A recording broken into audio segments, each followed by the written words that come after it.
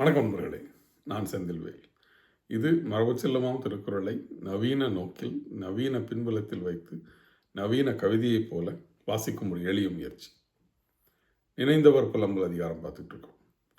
இந்த அதிகாரத்துடைய முதல் 2 குறள்கள் நினைவுகளின் இனிமையை சொல்லக்கூடிய குறள்களாக இருக்கும். மீதி 8 குறள்களும் நினைவுகளின் கொடுமையை சொல்லக்கூடிய குறள்களாக இருக்கும். முதல் 2 குறள்கள் தலைவனுடையது, தலைவன் கூற்றாக வரக்கூடியது. மீதி 8 குறள்கள் தலைவி கூற்றாக வரக்கூடியதுன்னு சொல்லி ஒரு ஒரு உரையில் ஒரு நயம் இருக்குது. அப்படி சொல்லக்கூடிய உரையாசிரியர்களும் இருக்காங்க. ஆனால் இந்த குறளில் எனக்கு இது காதலரின் நினைவுகளில் இனிமையும் உண்டு, துன்பமும் உண்டு. அது 2 பேருக்கும் பொருத்தம் தானே. இந்த குறள் அப்படி சொல்லி துன்பமாக, காதலியினுடைய துன்பமாக வந்து கொண்டிருக்கக்கூடிய குறள்களில் இந்த குறளில் காதலி வெளிப்படுத்துவது உரையாசிரியர்களை நேரடியாக ஃபாலோ பண்ணால் இது எப்படி ஆகும் அப்படின்னு நமக்கு தோன்ற மாதிரியான ஒரு குறள். இந்த குறளில் உங்களுக்கு என்ன உரை தோணுதுன்னு யோசிச்சு பாருங்கள். நான் என்னுடைய விருப்பத்தை சொல்கிறேன், நம்ம எது கரெக்டுன்னு பார்க்கலாம். எனைத்து நினைப்பினும் காயார், எனைத்து நினைப்பினும் காயார், அனைத்தன்றோ காதலர் செய்யும் சிறப்பு. எனைத்து நினைப்பினும் காயார், அனைத்தன்றோ காதலர் செய்யும் சிறப்பு. நான் எவ்வளவு நினைத்தாலும் அவரை ஒரு நாளைக்கு அத்தனை முறை நினைத்தாலும் அதற்காக அவர் கோபித்து கொள்ள மாட்டார்.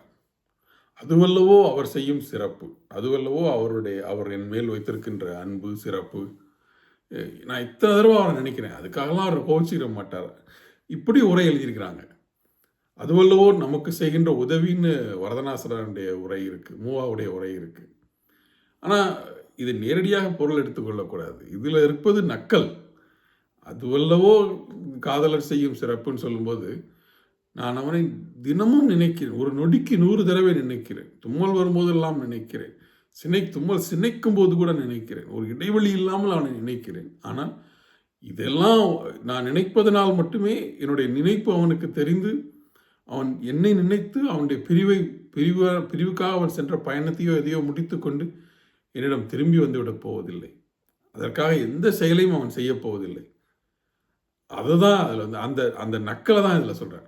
எனைத்து நினைப்பினும் காயார், அனைத்தன்றோ காதலர் செய்யும் சிறப்பு. அதுவல்லவா நம்ம ஆளுடைய ஸ்பெஷல் ப்ராப்பர்ட்டி. நான் எவ்வளவு நினைச்சாலும் அதை பற்றி ஒரு பெரிய காயாருங்கிறது அதற்காக எந்த சீரியஸான விஷயத்தையும் செய்ய மாட்டார்.